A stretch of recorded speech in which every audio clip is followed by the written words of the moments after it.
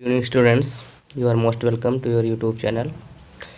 Students, हमने पिछली कक्षा में लास्ट स्प्रिंग जो क्लास 12 इंग्लिश टेक्स्ट बुक है उसका सेकेंड चैप्टर जिसमें अबाउट द लेसन और अबाउट द ऑथर हमने स्टडी किया। उसके बाद हम फर्स्ट और सेकेंड टेक्स्ट को हमने स्टडी किया। आज हम उसके अगले पैसेज को पढ़ेंगे, ठीक है। तो आप लोग फटाफट अपनी किताब खोलिए और फिर शुरू करते हैं। Even if she did he will throw them off. हमने इसके पहले वाले पैसेज में पढ़ा था कि मतलब वो कहती हैं कि तुम लोग चप्पल क्यों नहीं पहनते हो, एक लड़के से पूछती हैं तो वो कहता है कि मतलब जो है मेरे पास चप्पल नहीं है, ऐसा कुछ व्याख्यान वो बताता है, ठीक है। तो दूसरा लड़का बोलता है अगर even if she did he will throw them off एट्स another boy who is wearing shoes that do not match. ध्यान समझिएगा, even if she did he will throw them off एट्स अनदर बॉय।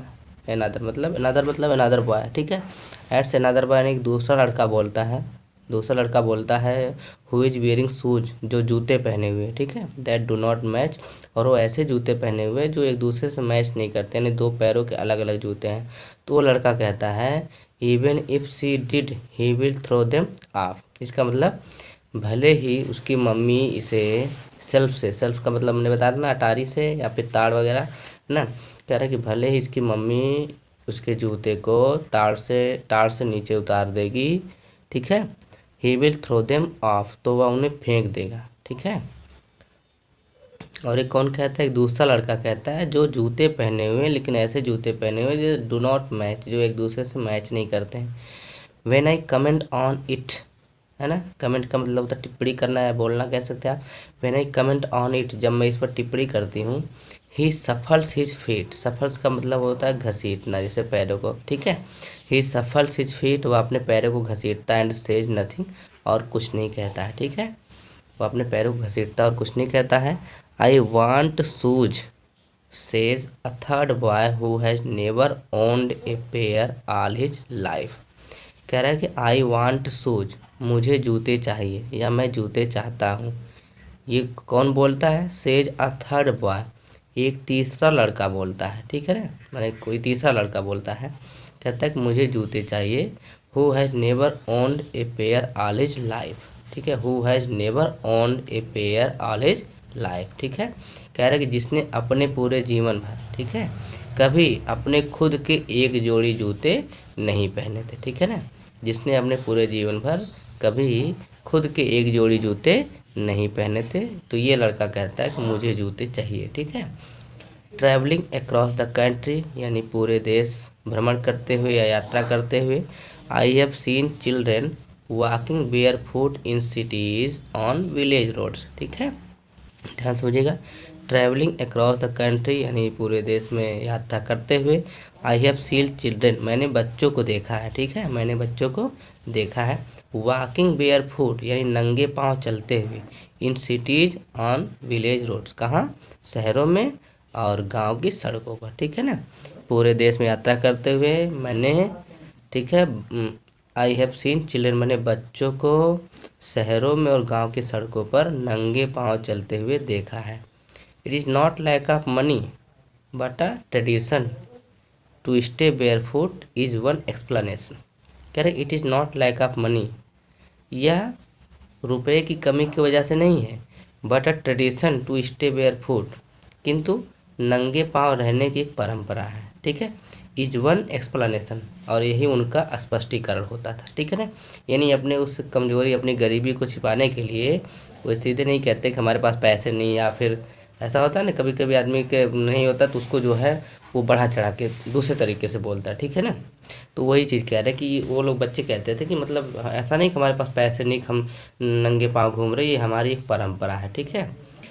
तो I wonder if this only an excuse to explain away a perpetual state of poverty. कह रहा है कि आई wonder if, wonder का मतलब जानते हैं आप, आश्चर्य होता है। I wonder if this only an excuse, excuse का मतलब बहाना, देखिए लिखा हुआ है, to explain away a perpetual, perpetual मतलब निरंतर यानी लगातार सतत, स्टेट ऑफ पॉवर्टी, ठीक है, अर्थात मुझे आश्चर्य होता है, ठीक है, मुझे आश्चर्य होता है कि क्या लगातार बनी रहने वाली गरीबी की दशा को बताने का यह एक बहाना है, ठीक है ना। आई वंडर यानी मुझे आश्चर्य होता है, यहाँ पे इफ़ लगा, इसका मतलब पहले ये डायरेक्ट स्पीच में रहा होगा, फिर यहाँ पे क्या, ठीक है, कि क्या लगातार बनी रहनी परपेचुअल स्टेट ऑफ पॉवर्टी, लगातार बनी रहने वाली गरीबी की दशा को, ठीक है, बताने का यह क्या है, एक बहाना है, ठीक। तो स्टूडेंट्स ये आपका हो गया पैसेज नंबर 3, ठीक है। आप इसको फिर से दोबारा पढ़ेंगे वीडियो को रिवाइज करके, तो आपको बिल्कुल आराम से समझ में आ जाएगा, ठीक है। चलिए हम इसके बाद नेक्स्ट पैसेज पढ़ते हैं। चलिए हम अपना 4th पैसेज शुरू करते हैं, ध्यान समझिएगा।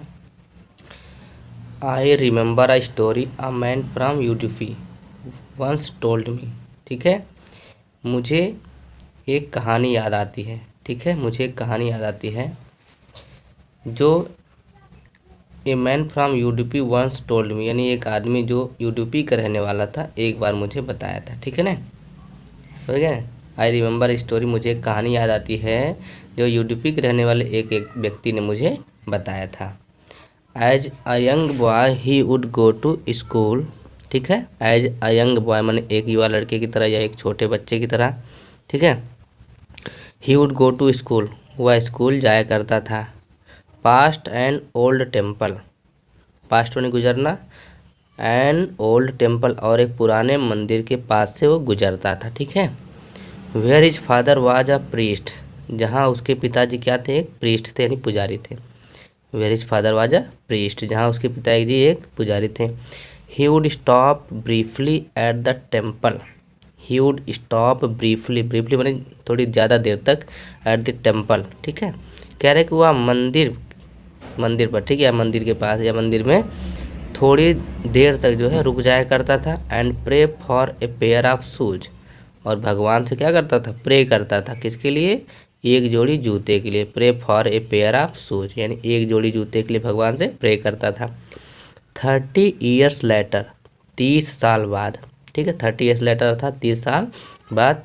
I visited his town, I visited his town and the temple, मैं उसके नगर और उस मंदिर के पास गई, यानी विजिट की, देखने गई, ठीक है। विच वॉज नाउ ड्रोन्ड, ड्रोन का मतलब डूबना होता है, इन एन एयर ऑफ डिसोलेशन, डिसोलेशन का मतलब उजाड़ है ना, खंडार हो जाना, कोई चीज़ उजड़ जाना, ठीक है। कह रहा है कि which was now drowned in an air of desolation, जो अब, ठीक है, उजाड़ की हवा में डूब चुका, यानी सब उजड़ चुका था।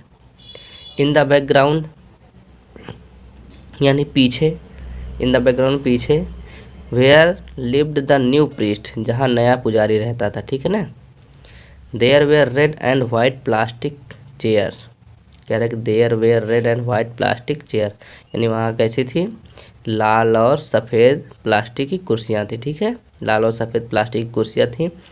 A young boy dressed in a grey uniform, a young boy यानी एक लड़का जो था, एक युवा लड़का, dressed in a grey uniform, युवा का मतलब यहाँ यंग का मतलब आप छोटा सा समझिए, ठीक है ना, कैसा लड़का था, छोटा बच्चा था जो भी है। कह रहा कि young boy dressed in grey uniform, एक लड़का जो था वो भूरे रंग का यूनिफॉर्म पहने हुए था, ठीक है। And wearing socks and shoes, और मोजे और जूते भी पहने हुए था। अराइव्ड पेंटिंग, पेंटिंग मतलब हाफना होता, ठीक है, अराइव्ड पेंटिंग मैंने हाफते हुए आया। And through his school bag, और अपने स्कूल के बैग को on the folding bed, folding bed समझते हैं आप लोग, जो फोल्ड की जाती है बेड, मोड़ के बिल्कुल उसको रख दिया जाता है, फिर उसको आजकल टेंट वगैरह में है ना ऐसी जो भी रही होगी, ठीक है। तो उसे कह रहा है वो हाँफते हुए अंदर आया और अपने स्कूल बैग को उस फोल्डिंग बेड पर जो है फेंक दिया, ठीक है। लुकिंग एट द बॉय, लड़के की ओर देखते हुए। I remember the prayer another boy, मुझे उस दूसरे लड़के की प्रार्थना याद आ गई, ठीक है ना, मुझे उस दूसरे लड़के की प्रार्थना याद आ गई। Had made to the goddess, जो उसने देवी से की थी, गॉडेस का मतलब देवी, जो उसने देवी से की थी। When he had finally got a pair of shoes, जब उसे अंत में एक जोड़ी जूते मिल गए थे, ठीक है ना, उसने भगवान से प्रार्थना की थी देवी से, और उसको अंत में क्या मिल गए थे, एक जोड़ी जूते मिल भी गए थे। Let me never lose them, let me never lose them, अर्थात मैं इन्हें कभी नहीं खोऊंगा। वो लड़का जब जूता पा गया तो कहता था मैं इन्हें कभी नहीं खोऊंगा। The goddess had granted his prayer, यानी जो देवी थी उसकी प्रार्थना को स्वीकार कर ली थी। ठीक है। Young boys like the son of the priest, young boys like the son of the priest, यानी पुजारी के लड़के की तरह बहुत सारे ऐसे लड़के, ठीक है, नाउ वर शूज, अब जूते पहनते थे। ठीक है, पुजारी के लड़के की तरह बहुत सारे ऐसे लड़के अब जूते पहनते थे। But many others like the rag pickers in my neighbourhood remain shoeless, but many others like a rag pickers, कह बट मैनी अदर, लेकिन कई ऐसे लड़के, ठीक है, यानी कई दूसरे ऐसे लड़के like the rag pickers in my neighbourhood, मेरे पड़ोस में रहने वाले कूड़ा बीनने वाले लड़कों की तरह, अर्थात मेरे पड़ोस में कूड़ा बीनने वाले लड़कों की तरह कई लड़के रिमेन शूजलेस, अभी भी बिना जूते के ही रहते हैं। ठीक, पड़ोस में रहने वाले कूड़ा बीनने वाले कई लड़कों की तरह कई लड़के रिमेन शूजलेस, ठीक है, बिना जूते के ही रहते हैं। ठीक, तो स्टूडेंट्स ये आपका हो गया पैसेज नंबर 4। ठीक है, मैंने ईजिली इसको आपको बता दिया, आप ध्यान से इसको पढ़िएगा, समझ में आ जाएगा, कोई दिक्कत नहीं। ठीक है।